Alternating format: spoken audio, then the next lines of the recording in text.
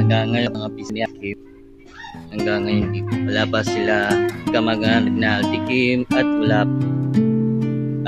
sila Tita Mangot lang po.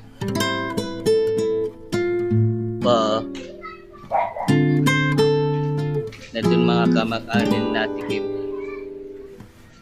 sila Tita Mangot lang po guys.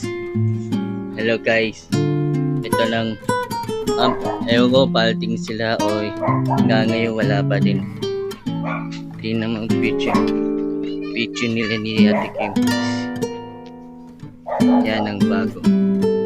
And guys, abangan po pagpunta sila next.